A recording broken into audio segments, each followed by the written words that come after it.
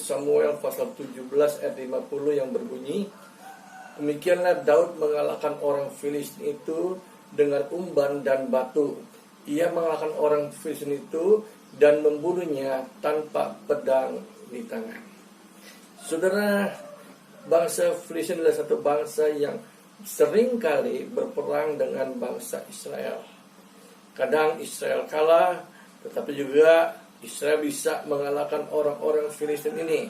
Dan dalam peristiwa ini, ya, Filistin punya seorang pendekar, pahlawan yang gagah perkasa yang bernama Goliat.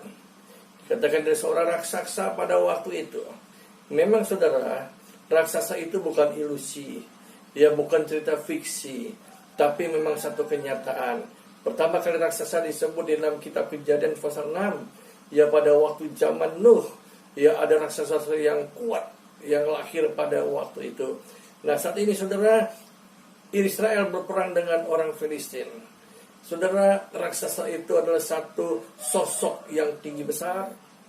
Kemudian langkahnya menggetarkan bumi, suaranya begitu menggelegar, ya, bagaikan halilintar yang dapat membuat orang menjadi ciut nyalinya, gemetar mendengarkan. Termasuk juga dalam hidup Raja Saul pada waktu itu.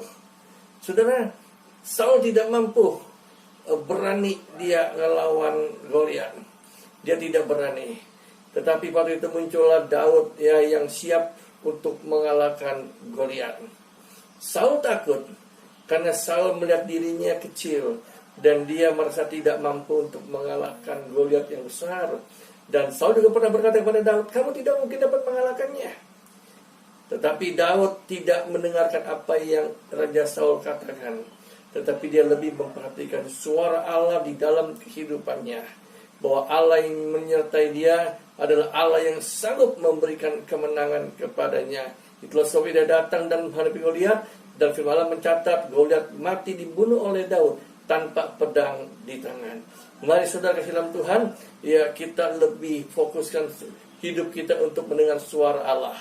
Bukan kita terpengaruh atau mendengar suara-suara yang ada di sekitar kita yang seringkali dapat melemahkan kita.